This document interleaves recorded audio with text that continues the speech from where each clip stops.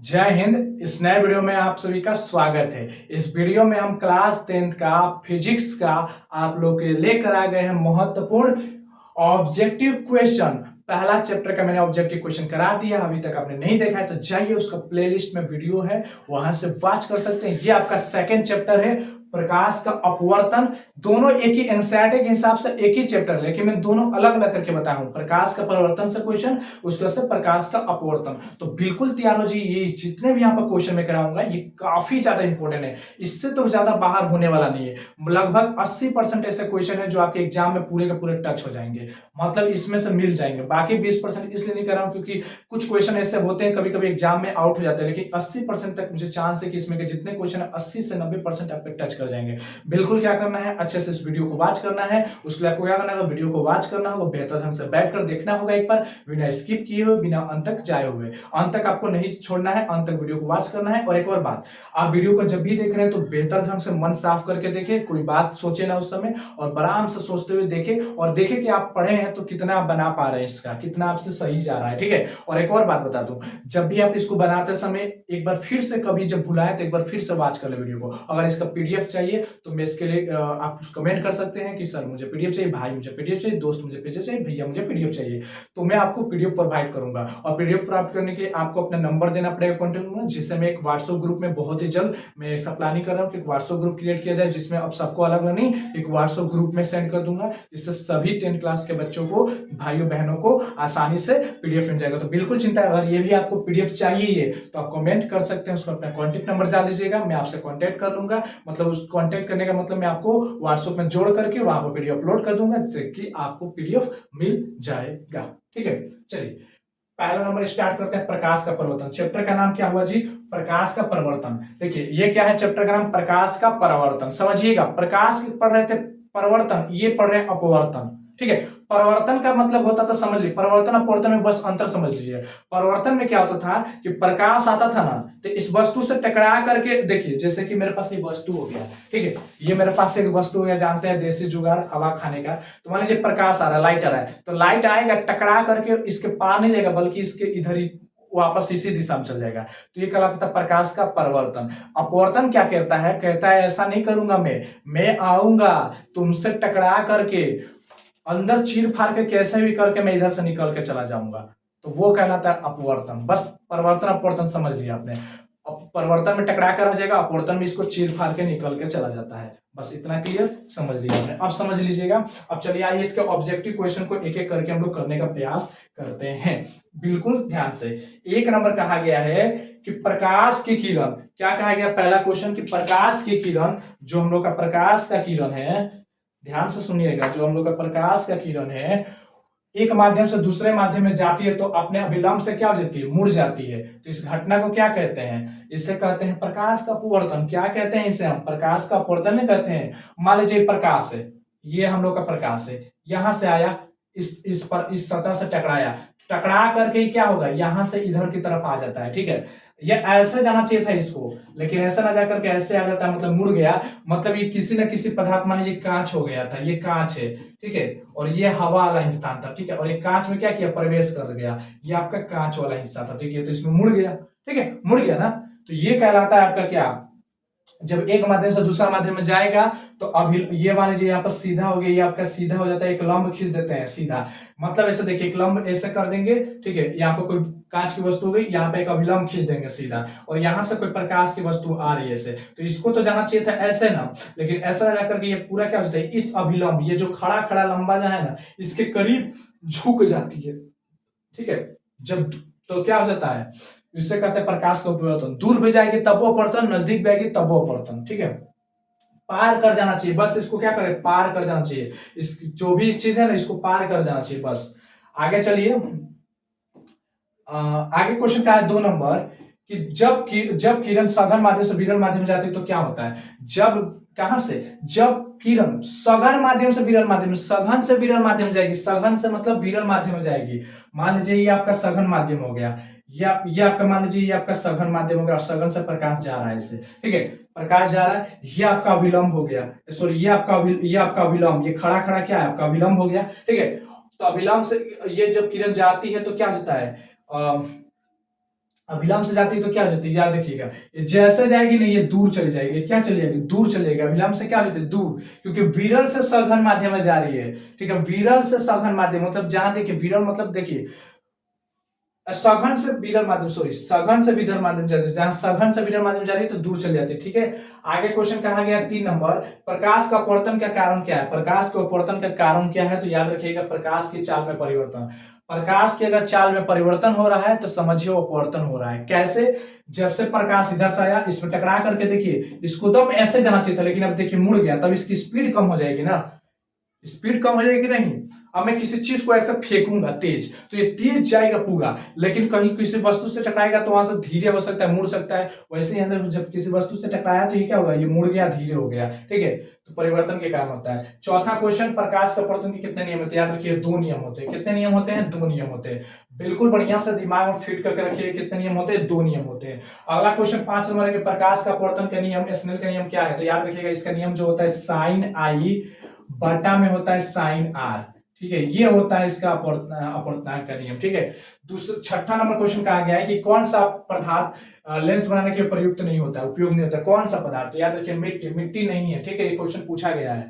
आगे 7 number question है कि किस लेंस को अभिसारी लेंस भी कहते हैं, किस लेंस को हम अभिसारी लेंस के भी नाम से जानते हैं, तो याद रखिए उत्तल लेंस को, किसको कहेंगे हम, उत्तल लेंस को कहेंगे। क्लियर। आगे क्वेश्चन कहा गया 8 नंबर है, किस लेंस को अपसारी लेंस भी कहते हैं, किस लेंस को हम अभिसारी लेंस कहते हैं, तो याद रखिएगा अवतल लेंस को, किसको कहेंगे, अवतल लेंस को अपसारी लेंस कहते हैं। ठीक है, आगे क्वेश्चन कहा गया, ध्यान दीजिएगा, अगला क्वेश्चन कहा गया है 9 नंबर कि लेंस में मुख्य फोकस की संख्या कितनी होती है, 2 होती है। कितनी होती है, 2 होती है।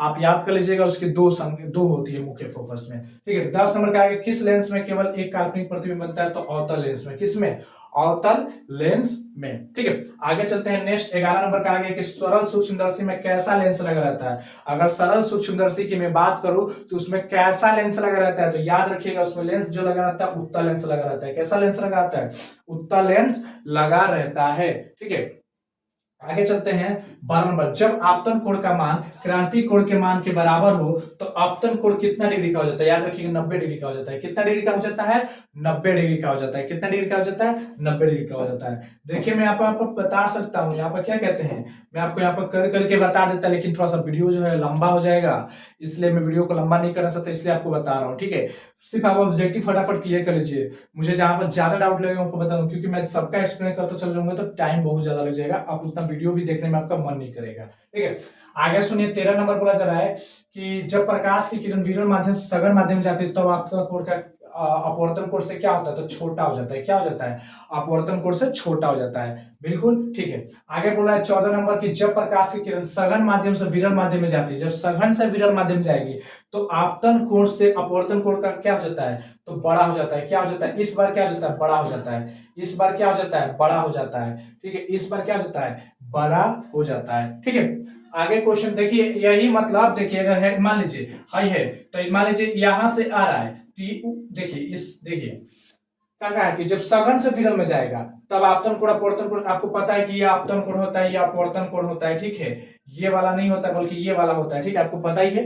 ठीक है, बिल्कुल आपको पता है ये कौन सा कोण होता है। तो इसमें क्या होता है, एक में तो या तो नजदीक आ जाता है, एक में दूर चला जाता है। ठीक है, वही बात कर रहे हैं यहाँ पर। ठीक है, आगे चलते हैं 15 नंबर कहा गया कि हवा में प्रकाश की चाल 3 × 10 के पावर 8 मीटर प्रति कांच में प्रकाश की चाल इतना है, तो इसका जल का कांच का सापेक्षा अपवर्तनांक क्या होगा, तो ये होगा 3/2। आप करके देख लीजिएगा, बनाकर देख लीजिएगा। ठीक है, आप बना चुके हैं, आप समझ चुके हैं। ठीक है, इसमें समझने क्या है, आप बना कर देख लीजिएगा, अपवर्तनांक निकाल कर देख लीजिएगा, आराम से बन जाएगा। ठीक है, कोई दिक्कत नहीं है।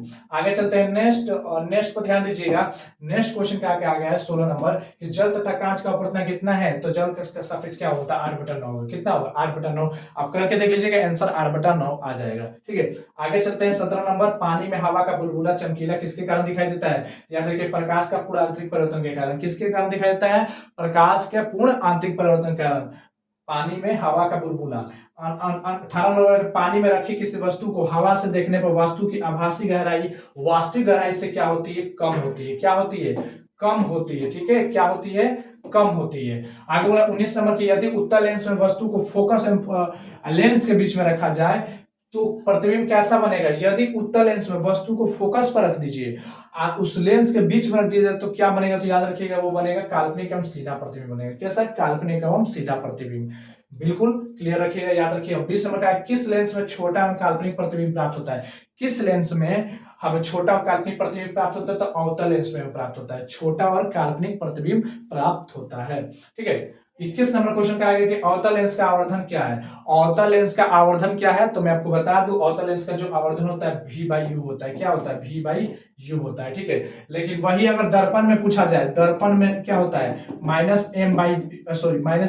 होता है, उसमें माइनस लग जाता है, इसमें माइनस नहीं होता है। ठीक है, 22 नंबर का है कि लेंस की क्षमता क्या है? तो लेंस की क्षमता का फॉर्मूला क्या होता है? 1/f। ठीक है, लेंस की क्षमता का फॉर्मूला क्या होता है? 1/f हो जाता है। क्या हो जाता है? 1/f हो जाता है। ठीक है, 23 नंबर क्वेश्चन है कि लेंस की क्षमता का SI मात्रा क्या है? लेंस की क्षमता का SI मात्रा क्या है? तो याद रखिएगा, डाईऑप्टर। क्या है? डाईऑप्टर होता है। ठीक है, आगे चलते हैं 24 नंबर, हीरा का अपवर्तनांक कितना होता है? हीरा का अपवर्तनांक कितना होता है? याद रखिएगा, 2.24। कितना होता है? 2.24। ठीक है, आगे चलते हैं 25 नंबर का आगे कि जल का अपवर्तनांक कितना होता है? याद रखिए 1.33। क्या होता है? 1.33। ठीक है, वही 1.33। आगे चलते हैं, लेंस का सूत्र क्या होता है? तो याद रखिए 1/v माइनस 1/u बराबर 1/, यानी 1/v माइनस 1/u बराबर 1/f, ये होता है। ठीक है, आगे चलते हैं, ये कहाँ काम करेगा आपको? जब ये न्यूमेरिकल प्रश्न आएंगे वहां पर काम करेगा। ठीक है, किसी शब्द को उसमें पाए गए छोटे अक्षरों को पढ़ने के लिए किस लेंस का उपयोग किया जाता है? ठीक है, 5 सेंटीमीटर फोकस दूरी वाले एक उत्तल लेंस का, किस तरह का? 5 सेंटीमीटर एक किस तरह का?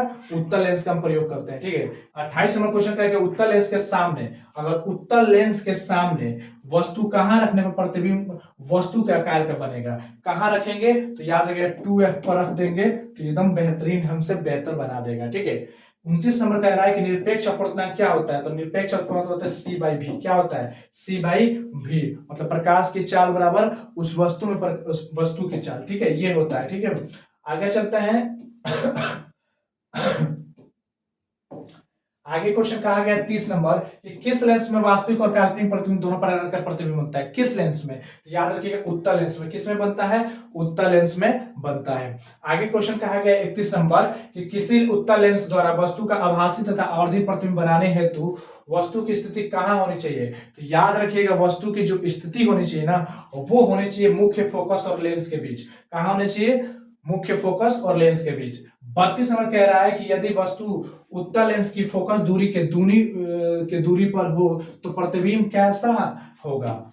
यदि वस्तु उत्तल लेंस की फोकस दूरी पर के दूनी पर हो तो वस्तु के बीच का प्रतिबिंब कैसा होगा? यदि वस्तु का उत्तल लेंस की फोकस दूनी दूरी पर हो तो प्रतिबिंब कैसा होगा? वास्तविक बनेगा, उल्टा बनेगा, आवर्धित बनेगा। ठीक है, आप ठीक है, ये समझ लीजिएगा।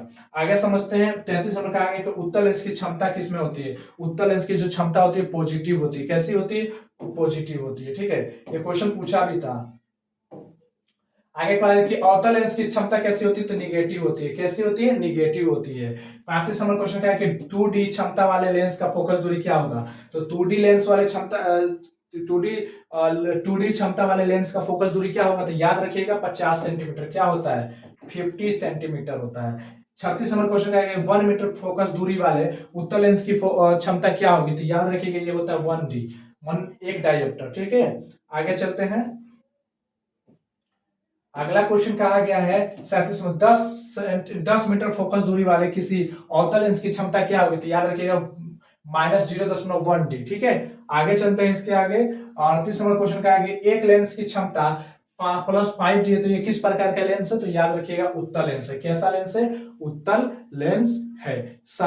कम समय होने की वजह से मैं आपको ज्यादा एक्सप्लेन नहीं कर पा रहा हूं, इसके लिए सॉरी, क्योंकि ज्यादा लंबा लेंथ बन जाएगा वीडियो, इसलिए इस लेंथ को छोटा करने की वजह से मैं इसको ज्यादा एक्सप्लेन नहीं कर पा रहा हूं। तो मैं सबका बना करके बताता।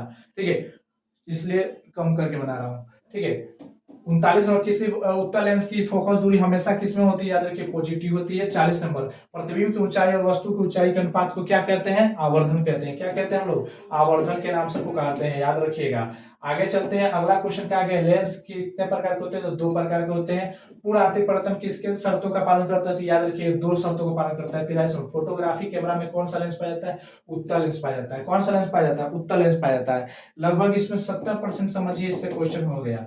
बाकी और 30% और भी मुझे भी पता है कि और भी सारे बहुत सारे मृग मरीचिका का निर्माण कैसे होता है, और भी बहुत सारे ऐसे क्वेश्चन है, क्रांति कोण से रिलेटेड क्वेश्चन है।